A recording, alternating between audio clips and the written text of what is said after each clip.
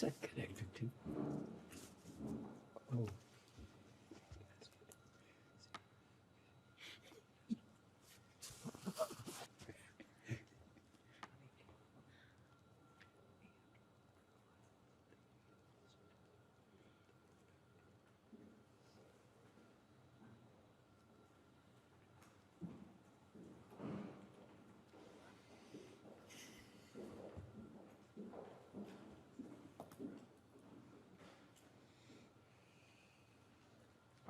Is it, Mr. Wexner, is it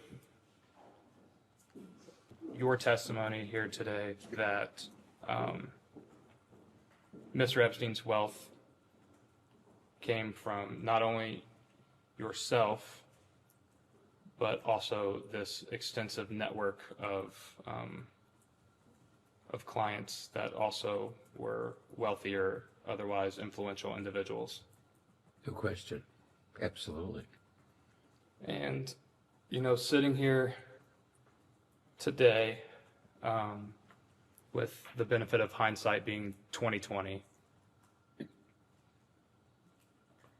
how do you think that the United States Congress could prevent the crimes and, in your words, cons and deceits that Mr. Epstein and by extension Ms. Maxwell committed on victims around the world and specifically in the United States? Well, I would hope that this interview or whatever it is today would help you to understand that he was a crook and a con man. And in hindsight,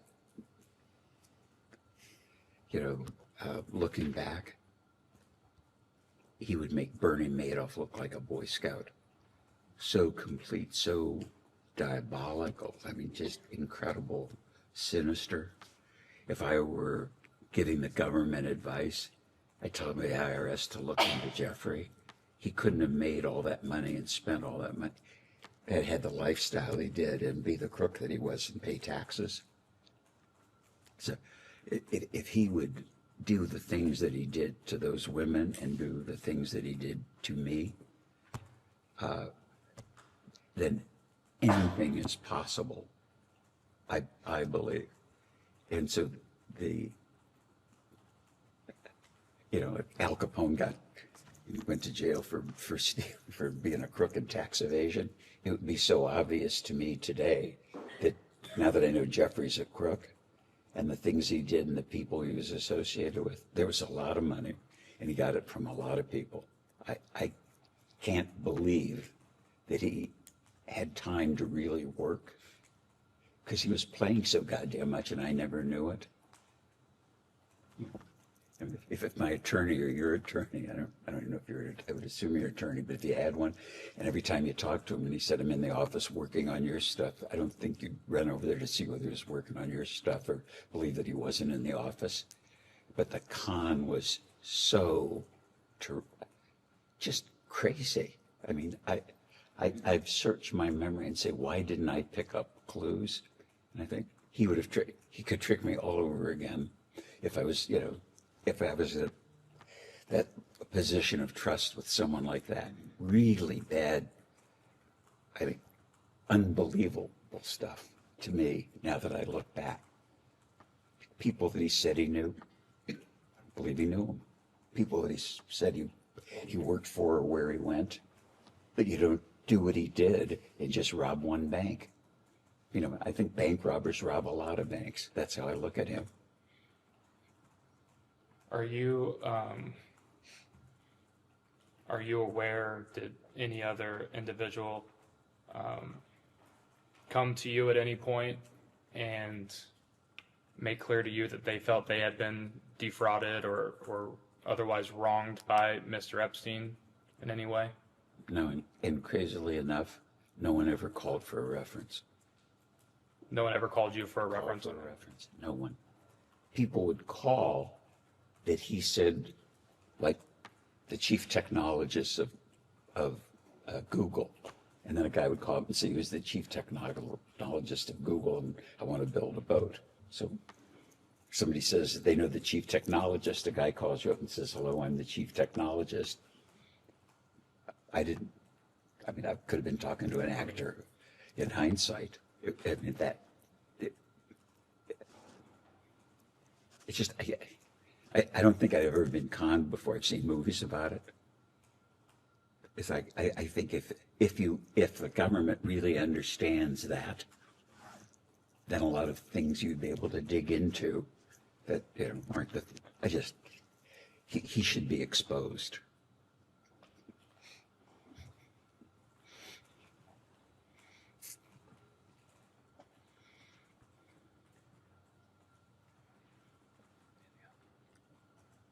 All right. I think that ends it for us right now. We'll go off the record.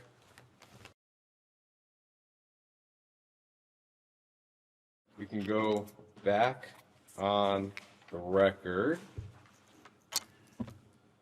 I've got just a few sort of individual cleanup questions about things we've talked about earlier. I'll just move through them chronologically, going all the way back to when you first hired Mr. Epstein. If you could just articulate what you recall about what you thought you were getting from him. You described what he ended up doing for you, but what did you understand yourself to be hiring him for at the time?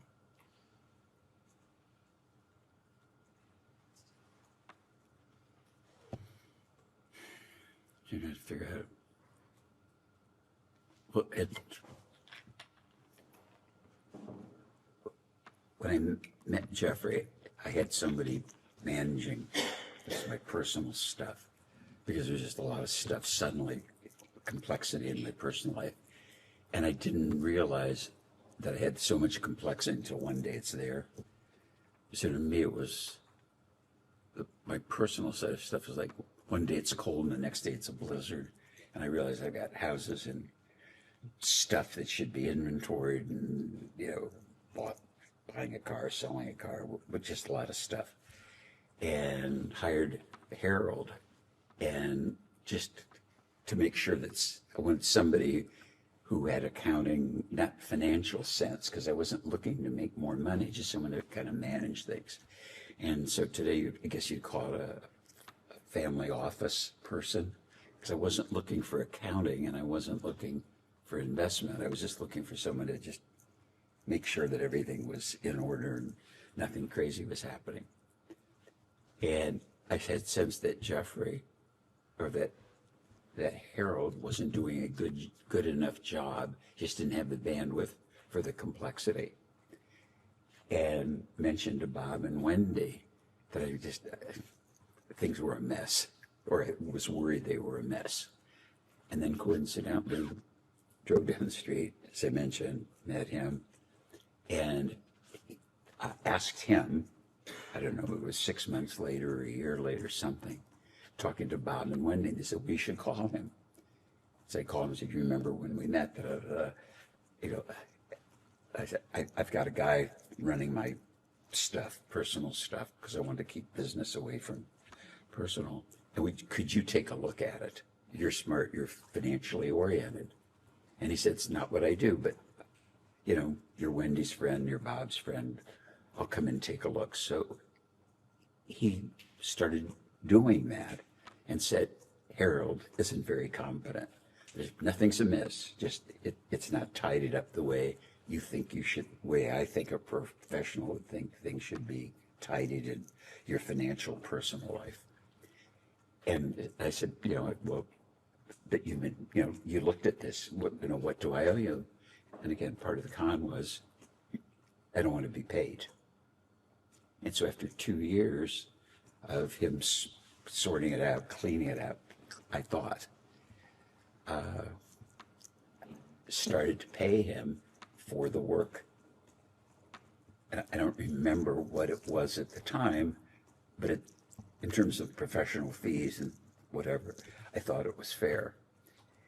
And that's how it happened. So I think I'm giving you a long answer, but to understand in context, because if I just say yes or no, you won't understand it. And I really want this whole group to understand it. And I never would have guessed I was being conned. Never, ever. the deceit was so subtle. Yes, I know. Answer the question. Okay. I'm sure we all appreciate the stories. We're just Okay. trying to Yeah. answer the questions Okay. they actually wanted the answers to. Okay. That's very helpful. Thank you. I hope it is. And could I ask you, I think you said in the last hour, it was your understanding that Mr. Epstein, while he was working for you, also had other clients. Is that right? Yes. So would that mean that his work for you, you understood it to be part-time?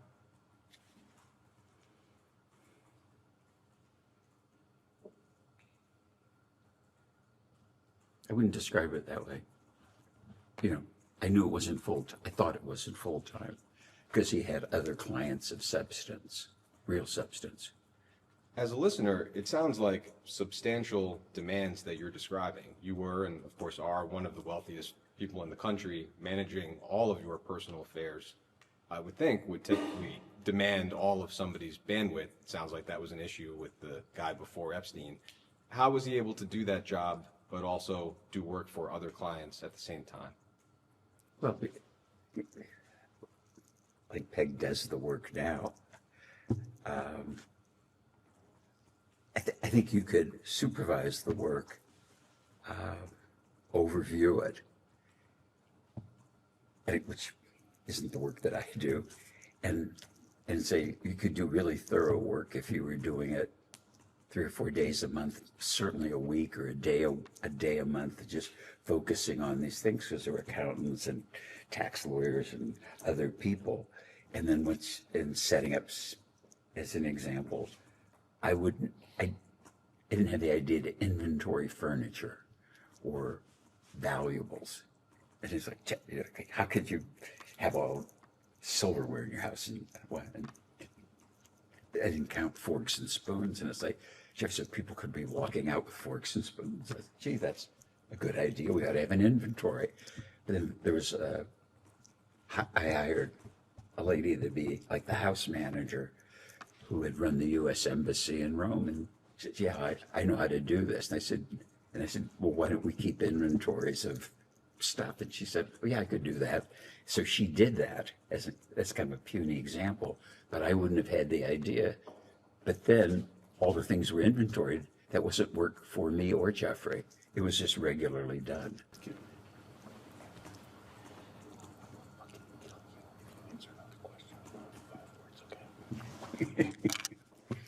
Answer the question. Okay.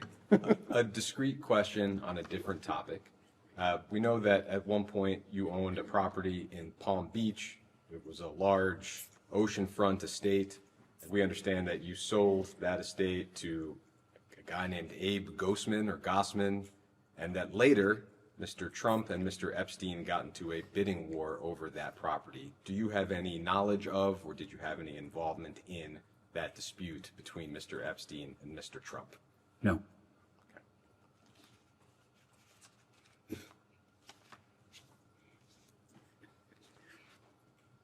I'd like to touch on a few specific allegations that have been made with respect to Mr. Epstein's crimes.